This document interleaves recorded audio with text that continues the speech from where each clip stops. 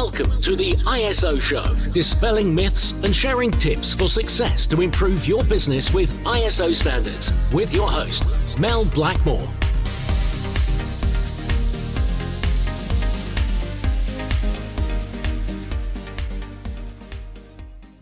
Hello and welcome to the ISO Show. Thank you very much for joining me today. We all know that winning new business and retaining clients is the lifeblood of all businesses, regardless of the sector. And based on 17 years of running 4 businesses relating to ISO standards, I'd say that about 8 out of 10 businesses that look to achieve certification is because they want to win or retain a client contract. And more often than not, it's a tender requirement. The questions are asked in tenders such as, do you have an environmental policy or a complaints procedure or data privacy controls? And of course, one of the questions that is asked frequently is, do you have ISO 9001, the quality standard?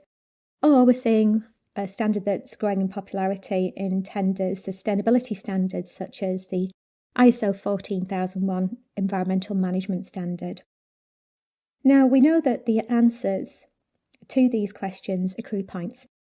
And of course, points make prizes, which of course, when bidding for a contract, the more points that you get, the better chance you have of winning that lucrative contract, which could bring your company a very lucrative 1 to 3 year high value contract, which would bring in additional revenue and profitability for your business. So they are worthwhile pursuing. I know, having experienced this and going through tender processes myself, it can be a little bit like pulling teeth and quite a painful process. But we know that if you've got your policies, procedures, standards and systems in place, it does make the whole process of bidding for tenders a lot easier.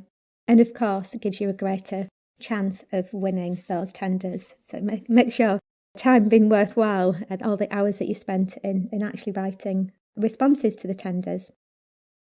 So why are standards and policies and procedures mentioned in tenders so much? And why should you look to align your business with quality, environmental and risk standards to give you a better chance of winning those valuable tenders? Well, based on my experience, I thought I'd share with you 10 reasons, in my view, why so many businesses want to achieve ISO certification. So let's start then. So the 10 reasons to help win tenders, the first one that I'll start with is proof that you have achieved the highest standards. So for a moment, I'd like you to put yourself in your client's shoes. Would you rather work with a company that just pays lip service to protecting your company's valuable data, or that they have over 100 controls in place to manage your data in the most secure way possible? I know which one I would rather go with. Now, the standard that I'm referring to there is ISO 27001, one of the most popular ISO standards now, because we live in a data-driven society. It's one of the most popular standards for a reason, though. ISO standards are created by technical committees across the globe representing all sorts of different industries on what they deem to be best practice. And this is why it took so long, for example, for OSAS 18001, the health and safety standard, that was a British standard for many, many years. It took such a long time because there was international disagreement for years about what best practice actually was when it came to health and safety. So one of the reasons your clients will be looking for your company to be certified to an ISO standard is because it helps to demonstrate that you operate your business to the highest global standards. So you're not just making it up, it's actually your business operations are aligned to international standards of best practice. The second reason is that ISO standards help to demonstrate third-party independent validation and certification. So this means that it's not just you that is claiming that your business has, let's say, a good health and safety policy and controls in place. An ISO certified business has to prove that it's compliant, not just once, but year after year. Being certified is proof that you practice what you preach and that there is evidence to back this up. Although you may dread being audited, And you might think, I can't think of anything worse than being assessed or audited. Wouldn't you rather sleep at night knowing that your business is running like clockwork without you? And if you're proud of your systems and your business, wouldn't you like to prove this by getting certified? But one word of caution here. There is a difference between accredited certification and non-accredited certification. Please don't get caught out by the cowboys that are out there that will give you a manual and a certificate without even knowing what your business actually does. If you'd like to find out a bit more about this, we have done a podcast on this in the past, which is episode number 19. So go back through the vault of the ISO show and go back to that episode number 19 if you'd like to find out the difference between accredited certification. So in the UK, for example, UCAS is the accreditation body that accredits certification bodies, and there are obviously non-UCAS accredited CBs out there, which when you Google, for example, ISO 9001, they'll probably be on the first page of Google. Number 3, the third reason that ISO standards help to win tenders. And that is that ISO standards are recognised across the globe and are often seen as a passport to trade. So I've had organisations that are looking to expand internationally, and ISOs have been a requirement to deliver services or provide products overseas. And this is because ISO standards are recognised globally as a way that businesses should be run.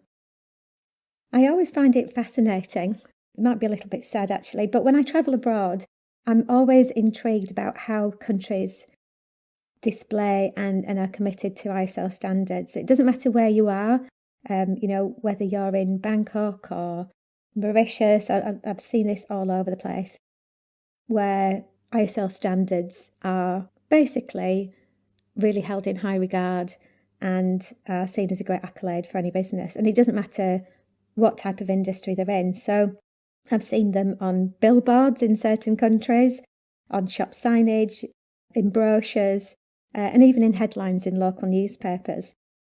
But ISOs aren't just passports to trade internationally. They're also passports to trade in certain sectors as well. So, for example, in construction, you're not going to get very far in tenders if you don't have ISO 9, 14 and 45K. That's ISO 9001 for quality, 14001 for environment, and 45001 for health and safety. If you're supplying services to Network Rail, for example, then it's the Collaborative Relationship Management Standard or the Asset Management Standard ISO 55001 if you're managing assets like train stations, for example, on behalf of Network Rail. And then if there's anything tech-related, let's say IT software development or a data centre, then other standards are also a passport to trade. So, for example, if it's a data centre, then information security, business continuity, which is ISO 22301, and energy management standards, ISO 50001, is a prerequisite. And you might think, well, why those 3 standards? Well, a data centre is basically a hotel for servers. So security and business continuity is absolutely critical. And then energy is really important because that's generally the biggest overhead cost when it comes to running a data centre. So the other factor, of course, is that it's not very environmentally friendly either. So let's focus on how we can optimise our energy management. The fourth reason that ISO standards can help to win tenders is that some businesses will use ISO standards as a unique selling point.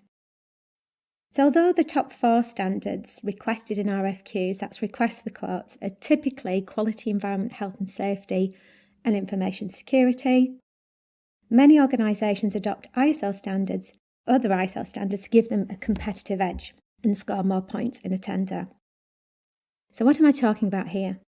I'll give you an example. So let's say you've got a really juicy public sector contract worth over £2 million. And you're really keen on winning that contract for obvious reasons. Now, that particular company might be really keen on their suppliers being environmentally friendly, okay? So sustainability could be a really big thing for that company. Okay, so that's where it could be advantageous for you to verify your carbon footprint and also demonstrate your carbon neutrality. That ultimately could give you a massive competitive edge. So how do you go about doing that? Any company could say that they're carbon neutral. Where's the credibility in that? What you could do potentially is look at standards such as ISO 14064, which is on carbon verification, and PAS 2060, which is on carbon neutrality. And by the way, actually this is breaking news, we haven't done a podcast on this yet, but that is going to become an ISO standard, ISO 14068 shortly. Those standards, if you can get verified to those standards, would really give you a competitive edge, without a shadow of a doubt. So obviously they're not on tenders at the moment, as far as we're aware, but that could be coming up in the future. So why not get ahead of the game, get ahead of your competitors? Don't just say that you're carbon neutral, prove it. So if you'd like to find out more information about these particular standards, contact www.carbonologyhub.com, and you can find out more information over there about how you can achieve those standards. Or you can check out some previous podcasts that we've done on those standards. We've done quite a few actually, but the main ones I think are episodes 72 and 73. But there's lots of other standards out there that could give you a USP that aren't actually certifiable. One standard in particular, which is a hot topic, is mental health. So yes, businesses could have health and safety policies and procedures and you get ISO 45001, but physical health and safety might not be the main risk within the business. It could be mental health. And looking at occupational health and safety and psychosocial risks associated with employees, there is a standard for that, which is ISO 45003. So it's based on ISO 45001, the health and safety standard, but it is a niche standard. And again, could a standard like that give you a competitive edge? Right, moving on to number 5, risk management. So let's face it, any service that you outsource is a risk. Putting yourself in your client's shoes again, if you could for a moment, this is the thing that you're probably going to be most concerned about, as it's your reputation in your supplier's hands. But ISO standards can help to significantly reduce risk. It's been proven, it's a fact. And in fact, this is why certified businesses have got low insurance costs and win more business. So all businesses need effective risk management. Let's look at one sector that we've done quite a lot of work with, law firms, for example. You might think they're a safe bet. And as a firm of lawyers, that they are abiding to the various laws within whichever country they're providing services in, but they are still exposed to risk as any other business is. And so over the last few years, we've seen more and more law firms achieve certification to ISO 27001, the Information Security Standard, the GDPR standard ISO 27701, and business continuity ISO 22301. So moving on to the 6th reason why ISO standards can help to win tenders. Quite simply, meeting customer requirements. Having clear processes to meet your customers' needs. The one thing that a client outsourcing services expects as a minimum is that you actually meet their needs. It's not too much to ask, is it? However, I'm still astonished at how many businesses operate without processes. ISO standards help to define what your processes should be as a business, and it also provides a blueprint for how you run your business.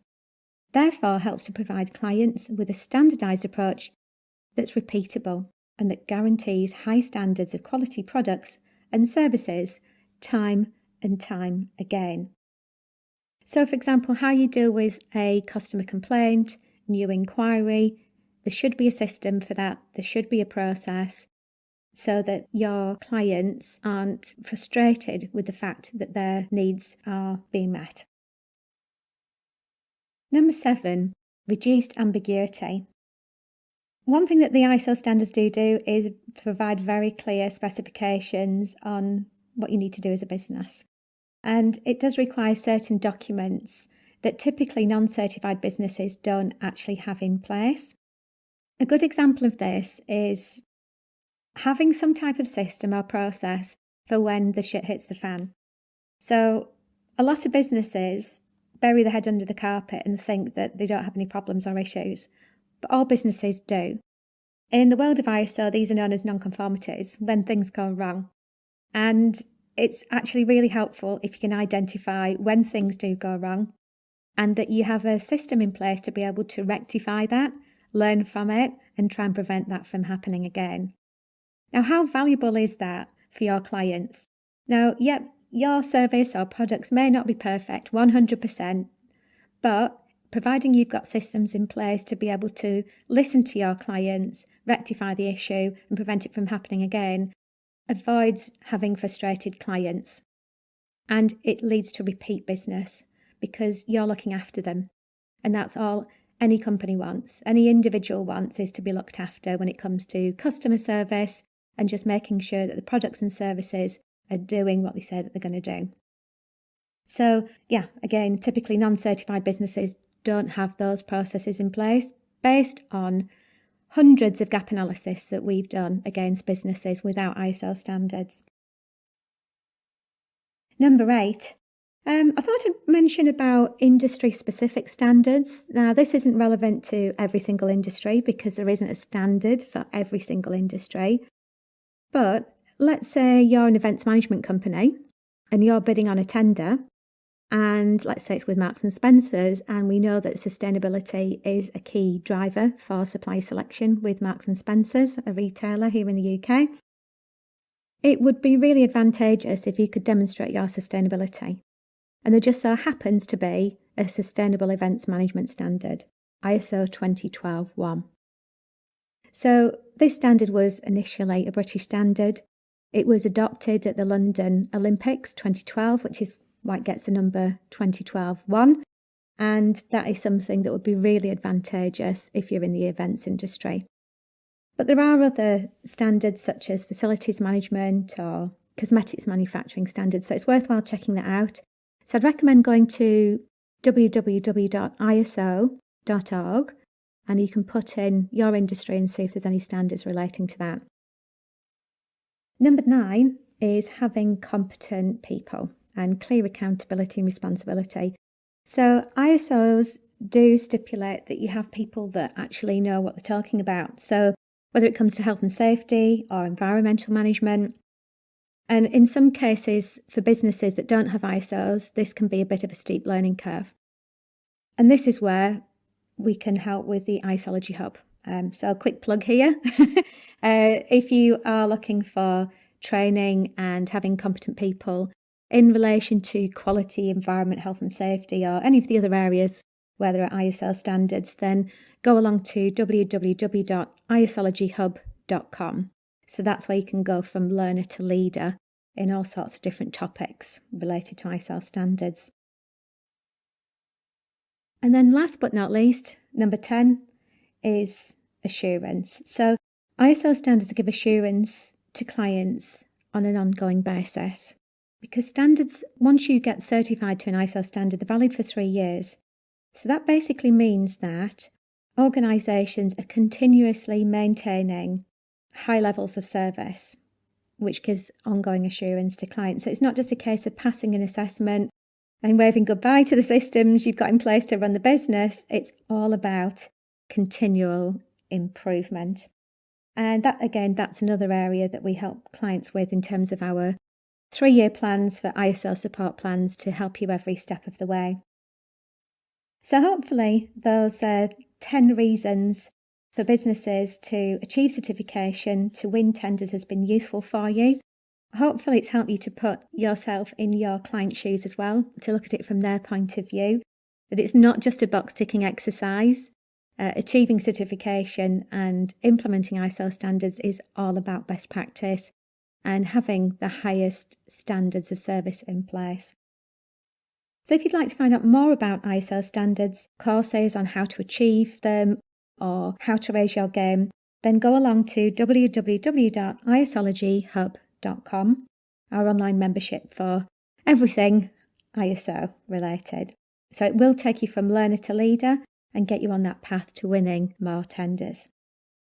If you've enjoyed listening to the podcast today, then please do leave a review on whichever media player you're listening to. It really does help us to get this out to a wider audience globally. The reviews really do make a difference, so we'd really appreciate it. And also don't forget to subscribe if you'd like to catch up on any new episodes. And so that's it. Thanks very much for listening, and I look forward to catching you on the next episode of the ISO show. Looking to use ISO standards to drive better business practice? Contact us at blackmoresuk.com to access further information and book your free 15-minute call.